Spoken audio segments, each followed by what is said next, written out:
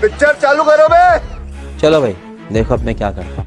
तो आइए चर्चा की शुरुआत करते हैं। गौरव भाटिया जी, तमाम विपक्ष के नेता कह रहे हैं कि अगर सरकार कोई एक्शन लेती है तो हम उनके साथ हैं। आपकी सरकार क्या सोच रही है?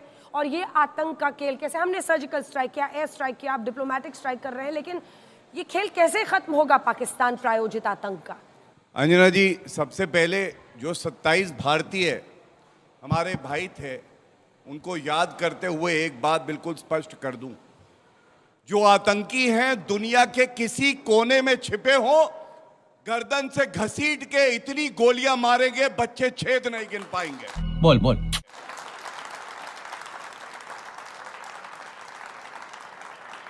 नरेंद्र मोदी जी हर भारतीय का दर्द समझते हैं। वो परिवार हमारे अपने थे। और मैं इतना ही कहना चाहूंगा, क्योंकि बात कश्मीर की हो रही है, प्यार से मांगोगे तो खीर देंगे, कश्मीर मांगोगे तो चीर देंगे।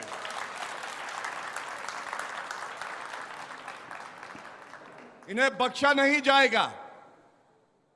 इनको शौक है 72 हूरों के पास जाने का।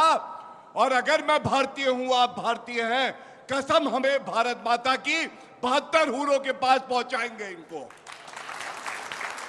आपने कहा सरकार क्या करेगी अंजना जी, टीवी स्टूडियो की डिबेट में ये नहीं बताएंगे कब, कहां, कैसे, क्या होगा, लेकिन ये जरूर कहूंगा नरेंद्र मोदी जी हैं, हमारे देश की वीर सेना है। हमारा जो तिरंगा है ये फहराता है, हवा से नहीं अपने जवानों की सांसों से लहराता है। और इसलिए कहता है, इसलिए मैं कहता हूं इनको बख्शा नहीं जाएगा।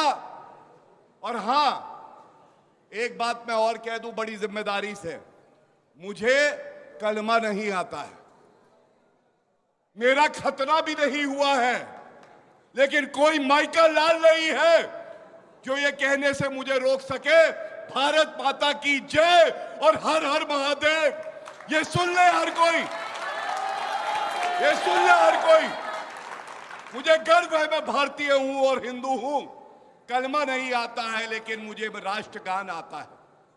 और आज जो ओछी घटिया राजनीति कर रहे हैं, जिस पे मैं अगले भाग में आऊंगा, एक बात जरूर कहूंगा, ये समय ओछी घटिया राजनीति करने का नहीं है।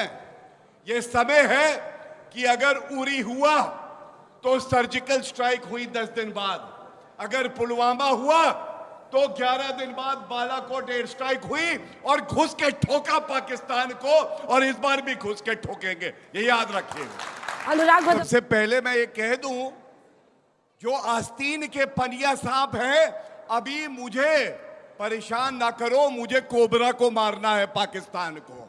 और जो मुझसे सवाल पूछते हैं उनसे मैं कहना चाहता हूं, ये देखिए समाजवादी पार्टी सांप है।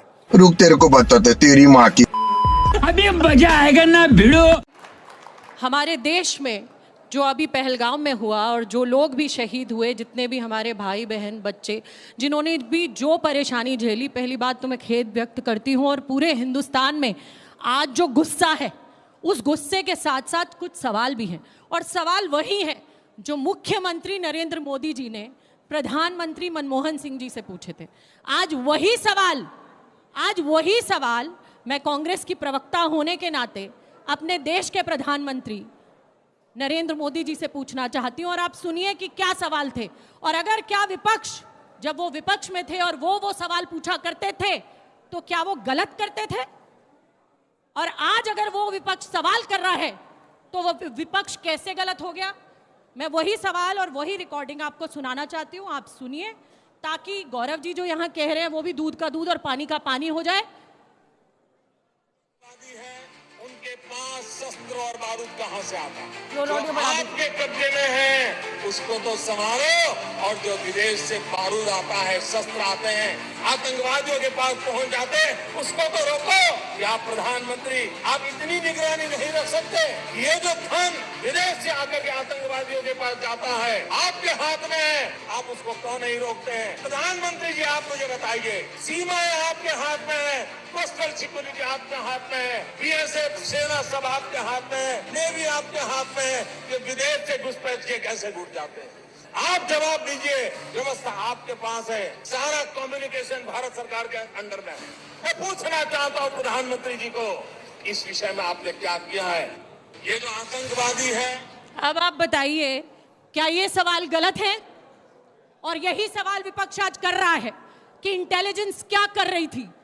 आतंकवादी आए जैसे एक प्लेग्राउंड में घुस आए, हमारे लोगों पर धड़ धड़ धड़ धड़ धड़ धड़ गोलियां चलाई, हमारे लोग शहीद हो गए और उनके लिए खुले थे रास्ते, ना कोई चेक पोस्ट, ना कहीं कोई पूछताछ। जैसे मारने के लिए आए वैसे ही मारकर हमारे लोगों को भाग गए। कोई पूछताछ नहीं, कोई देखने वाला नहीं, कोई बताने वाला नहीं। मैं एक न्यूज रिपोर्ट देख रही थी जिसमें कहा कि 70 से ज्यादा आतंकवादी हमारे देश में घुस गए।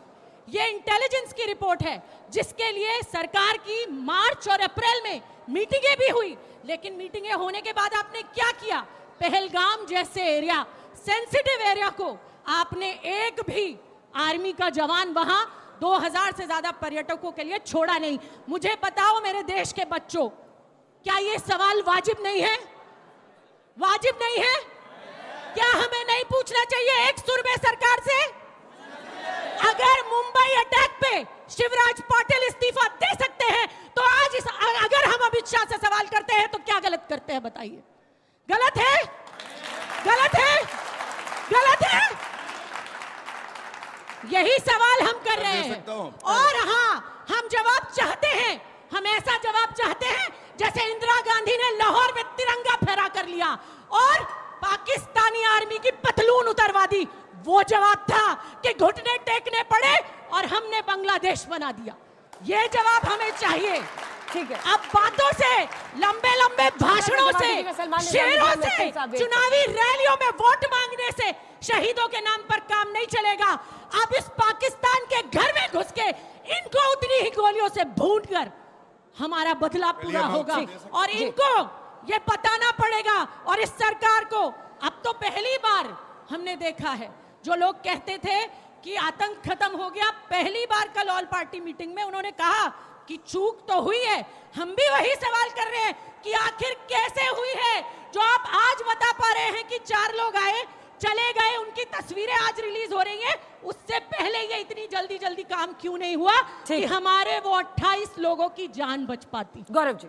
भाई मजा आया, और मैं ये जो मजा है हिंदुस्तान के हर व्यक्ति को देना। अब अगर तुम लोग नए हो तो सब्सक्राइब करो, वो जो लाल वाला बटन है उसके साथ स्कैम करो या फिर महफिल जमाओ, मुझे नहीं पता, बस क्लिक हो जाना चाहिए। अब मैं भी जा रहा हूं, मुझे पार्क में स्टंट्स मारने जाना है। बाय।